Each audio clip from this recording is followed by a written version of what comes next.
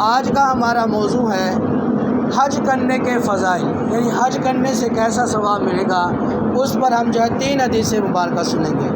نبی پاک صلی اللہ علیہ وسلم کے دیوانوں حضرت ابو ہریرہ رضی اللہ تعالیٰ عنہ سے روایت ہے، اللہ پاک کے آخری نبی صلی اللہ علیہ وسلم نے فرمایا، جو بندہ کعبہ شریف کا حج کرے، اس دوران نہ فحش باتیں کرے، یعنی بری باتیں نہ کرے، نہ ہی کوئی گناہ والا کام کرے، تو وہ ایسے لوٹائے جائے گا، یعنی ایسا لوٹے گا جیسے اس کی ماں نے اسے ابھی جنا ہو۔ یعنی اللہ تعالیٰ سارے گناہوں کو بخش دے گا، جس طرح ماں اپنے بیٹے کو جنتی ہے، گناہوں سے پاک ہوتا ہے۔ اللہ پاک کے حبیب فرما رہے ہیں، جب وہ حج کر لے گا اور اس حج کے دوران نہ ہی کوئی گناہ والی بات کرے گا، نہ ہی گناہ والا کوئی کام کرے گا، تو اللہ تعالیٰ ایسا حج عطا فرمائے، جو حج کا ثواب ہے، پھر اللہ تعالیٰ اس حج کرنے والے کو ایسا لوٹائے گا جیسے ماں کے پیٹ سے نکلا ہو، یعنی اس پر کوئی گناہ باقی نہیں ہوگا۔ بخاری شریف کی حدیث مبارکہ ہے، ایک عمرہ دوسرے عمرے تک کے درمیانی گناہ کا کفارہ ہے۔ نبی پاک صلی اللہ علیہ وسلم کے دیوانوں اور مقبول حج کے جزا صرف اور صرف جنت ہے۔ نبی پاک صلی اللہ علیہ وسلم کے دیوانوں، ایک عمرہ کر لیا کسی نے، اب دوسرے عمرہ کرنے کی سعادت ملی، تو ان زندگی میں جو ایک عمرے سے دوسرے عمرے کے درمیان جتنے گناہ ہوئے، اللہ تعالیٰ وہ سارے معاف کر دے گا۔ اور فرمایا، مقبول حج وہ حج جو اللہ تعالیٰ نے قبول کر لیا، اللہ تعالیٰ اس کے سبب جنت عطا فرمائے گا، جس کا حج قبول ہو جائے گا۔ نبی کریم صلی اللہ علیہ وسلم کے دیوانوں، مسلم شریف کی حدیث مبارکہ ہے، نبی پاک صلی اللہ علیہ وسلم نے فرمایا، بے شک حج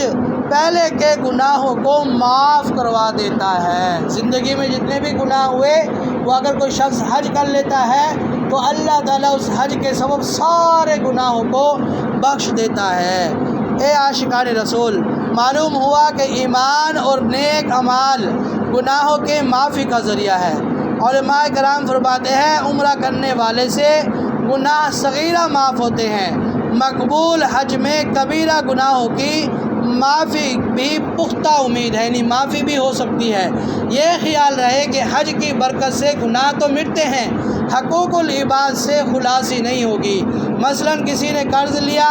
قرض کی ادائیگی میں اس نے دیر کی، تو اس تاخیر کا گناہ حج کی برکت سے معاف ہو جائے گا، لیکن جو رقم لی ہوئی ہے وہ وافر لٹانی پڑے گی۔ یعنی جو امانت ہے کسی کے لیے ہے تو وہ لٹانی پڑے گی، کسی کا مال لیا ہے تو وہ اسے لٹانا پڑے گا۔ یہ نہیں ہوگا کہ تم نے زیادتی کر لی، کہ تم نے کسی حقوق العباد کا جو ہے وہ پامال کیا، کسی کے ساتھ زیادتی کی، اب حج کر لو گے معاف ہو جائے گا، نہیں۔ فرمایا اس کا گناہ تو معاف ہو جائے گا، تمہیں موقع ملے گا تاکہ تم اپنے گناہوں سے معافی مانگ لو، حقوق العباد کا خیال رکھو، جس کی عزت کو پامال کیا اس سے معافی مانگ لو، یہ تمہیں موقع ملے گا۔ نبی کریم صلی اللہ علیہ وسلم کے دیوانوں،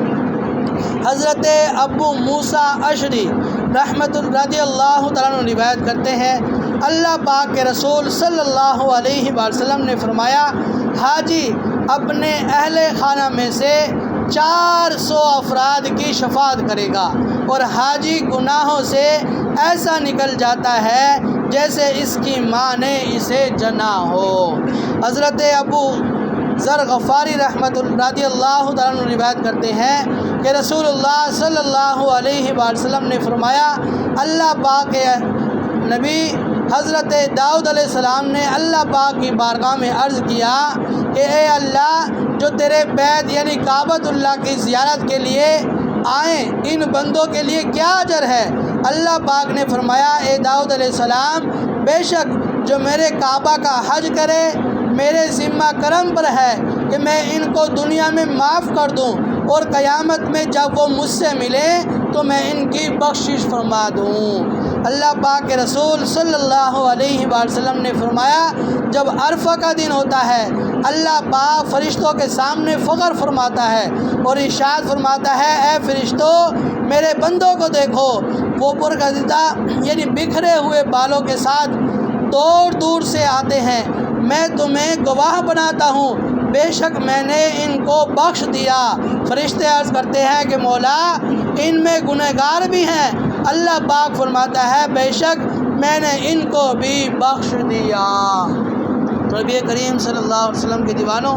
یہ حج کی برکتیں ہیں کہ جو حج کے لیے جاتا ہے اللہ سارے گناہوں کو بخش دیتا ہے۔ جو ایک عمرے کی سعادت کر لیتا ہے اسے بھی ثواب ملتا ہے، اور ایک عمرہ کرنے کے بعد دوسرے عمرے کی سعادت مل جائے تو جو اس درمیان جتنے گناہ ہوئے اللہ تعالیٰ وہ سارے بھی معاف فرما دیتا ہے، اور کبیرہ گناہوں میں جو گناہ کی کوتاہی ہے وہ معاف ہو جاتی ہے، یعنی دیر کر دی توبہ کرنے میں، کسی کے ساتھ زیادتی کی، اس سے معافی نہیں مانگی، اس میں صرف تھوڑی سی مہلت مل جاتی ہے، گناہ معاف ہو جاتے ہیں۔ لیکن حقوق العباد کا فرمایا حج کرنے سے بھی معاف نہیں ہوں گے، کبیرہ گناہ حج کرنے سے بھی معاف نہیں ہوں گے جب تک کہ سچے دل کے ساتھ توبہ نہ کر لی جائے۔ جس کا دل دکھایا ہے اس سے معافی نہ مانگ لی جائے، جس کا مال چھینا ہے اسے واپس نہ کر دیا جائے، یہ حقوق العباد ہے۔ فرمایا حج کرنے سے حقوق العباد کی معافی نہیں ہوگی جب تک کہ اسے خود جو ہے وہ درست نہ کر لے، جو اسے جو ہے حقوق العباد کی معافی نہ مانگ لے،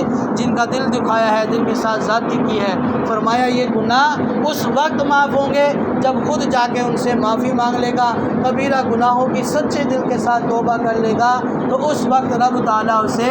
بخش دے گا۔ اور فرمایا کہ 400 لوگوں کی حاجی جو ہے وہ شفاعت کرے گا اللہ تعالیٰ حاجی کے صدقے سے، 400 لوگوں کو، خاندان کے 400 لوگوں کو اللہ تعالیٰ بخشے گا۔ تو اللہ تعالیٰ ہمیں بھی حج کی سعادت نصیب فرمائے، اس سال نہیں تو اگلے سال، اگلے سال نہیں تو زندگی میں اللہ تعالیٰ ایک مرتبہ ضرور ہمیں جو ہے عمرہ اور حج کرنے کی توفیق عطا فرمائے۔ صلو علی الحبیب صلی اللہ علی محمد صلی اللہ علیہ وآلہ وسلم۔